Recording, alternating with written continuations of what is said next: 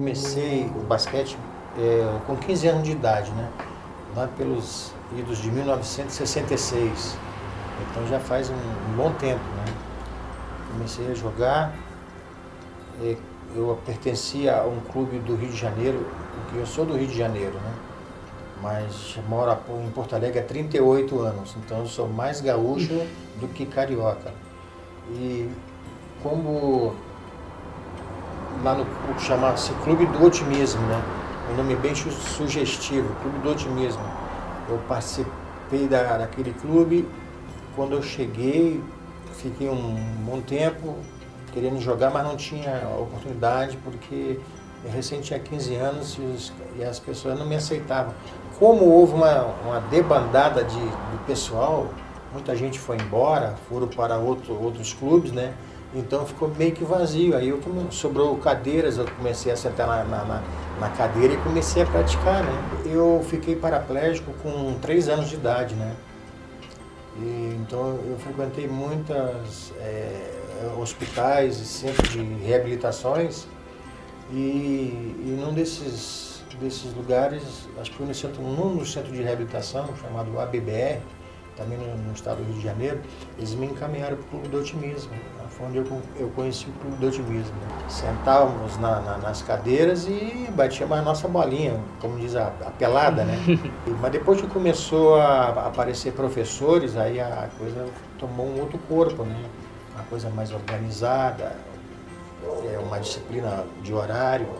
Além do basquete, eu pratiquei corridas de 100 metros, 200 e 400 metros.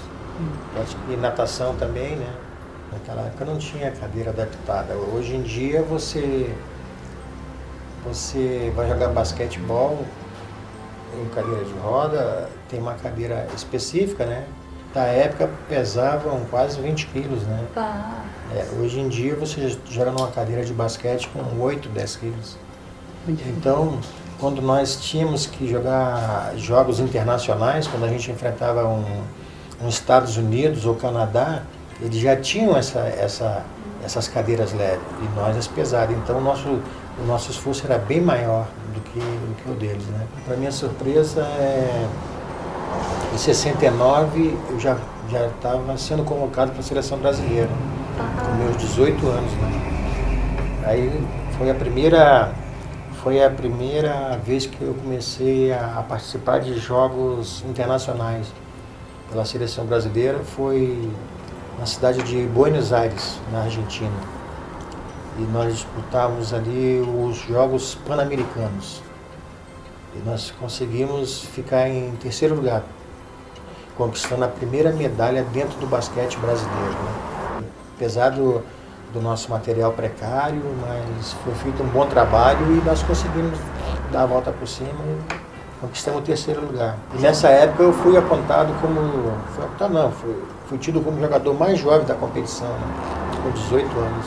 Eu geralmente vinha de trás, eu era o armador da equipe, né? E às vezes eu fazia o ala. E depois em 1972 e em 71 também teve os Jogos Pan-Americanos na Jamaica, na cidade de Kingston, na Jamaica. E depois veio, em 72, veio a minha primeira Paralimpíada, né? Foi na cidade de Heidelberg, a língua não ajuda, né?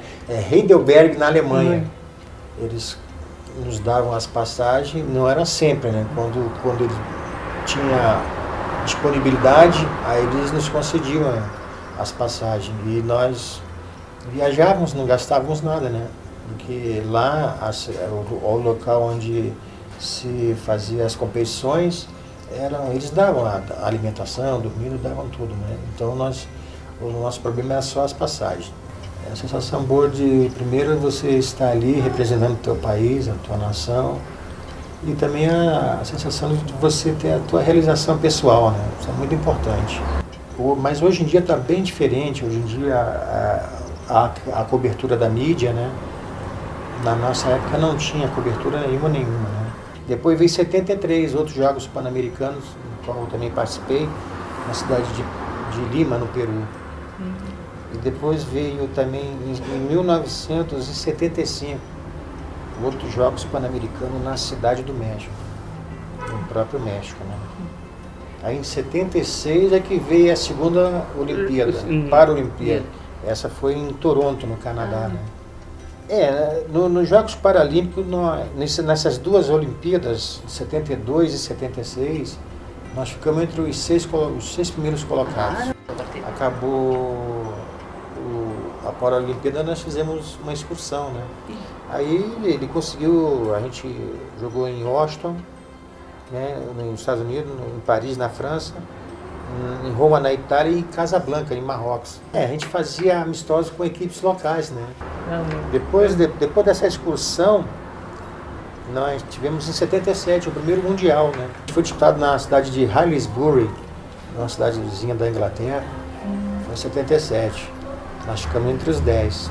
E depois teve em 83 o segundo Mundial que eu participei, né? Em Stockton Mandeville. Nesse aí nós fomos campeões, né? Inclusive, na época, eu fui apontado como um dos melhores da competição, né? Mas nessa época a gente já estava com um materialzinho bom, né? As cadeiras não eram as melhores. Muito melhor. Nós tínhamos cadeiras de 20, passando para 13, 14, então já dá uma diferença.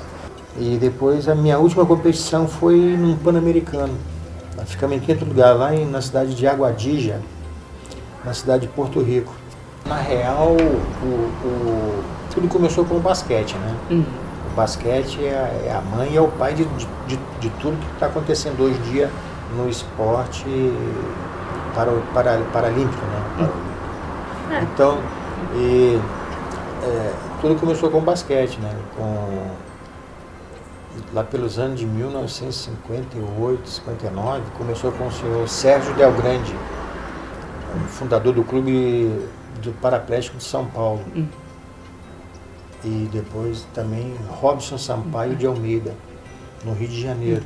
Aí depois eles começaram em São Paulo a fazer mais outras equipes e no Rio de Janeiro também mais outras equipes, né? Aí ficava bem dizer uma competição disputada entre cariocas e paulistas, né? Vários estados começaram a praticar o basquetebol e hoje em dia tem a Liga, né?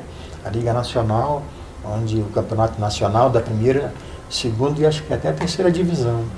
Então são muitas equipes hoje em dia, né? Eu vim para Porto Alegre em 77, né? 77. Nós juntou eu e mais 4 colegas e nós fundamos aqui a ONRAI, Organização Nacional de Reabilitação e Assistência ao Excepcional. Também praticava basquetebol em cadeira de roda. Mas aí já existia uma associação aqui chamada ARPA, Associação Rio Grandense de Paralíticos e Amputados. Só que a entidade era mais social, né? Então, quando nós chegamos, nós fundamos essa associação só para o trabalho, né? Também não tinha esporte. Então, nós juntamos com esse pessoal da ARP e nós fundamos a primeira equipe de basquetebol no Rio Grande do Sul. Desde que o senhor começou a praticar o esporte, já tinha questão da classificação dentro do basquete? Um atleta ter uma pontuação X, outra Y, ou veio isso foi depois? Nós chamamos isso de classe funcional, né? O basquete, ao longo dos tempos, na minha época, era 11 pontos. Você teria que colocar 11 pontos dentro da quadra. 5 jogadores, o somatório desses jogadores teriam que dar 11. Agora acho que é 13,5 ou 14, não sei. Tá? Por exemplo, a minha deficiência, hoje em dia eu seria 2. A minha classe funcional seria 2. Se você, no teu caso, você tivesse a amputação das pernas, você pegaria um ponto 4. Porque o ponto 4 é uma pessoa mais ou menos quase que perfeita dentro do basquete.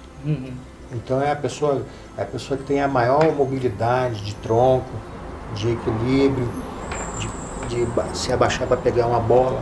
Por exemplo, o ponto 1, a classe funcional ponto 1, geralmente são de atletas que não têm tanta mobilidade.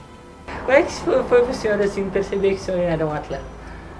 Eu percebi que eu era atleta desde de 66, lá no começo, né? porque acho que já estava dentro de mim já. Eu, quando estava internado no Hospital Menino Jesus, para fazer algumas cirurgias, né? Então nós nos reunimos e jogávamos nosso futebolzinho nos corredores do hospital, né? Mas só de pessoas que não andavam, né? A gente se virava no chão, né? Futebol é minha paixão, mas como eu não pude praticar o futebol, eu continuo gostando, mas a minha paixão depois foi o basquetebol, cadeira de roda, né? E só parei em 2009, né? Com 58 anos. E nessa época eu fui tido como um dos jogadores mais antigos, atuante, né, no basquetebol. Tudo que está acontecendo hoje é porque nós batalhamos lá atrás, né? Nós abrimos os caminhos para o que está acontecendo agora. Né? Então, essa foi uma longa caminhada, mas valeu a pena. Eu anotei aqui, foram 43 anos de basquete que eu joguei. Sendo que 17 fui para a seleção brasileira, né? 17 foi para a seleção.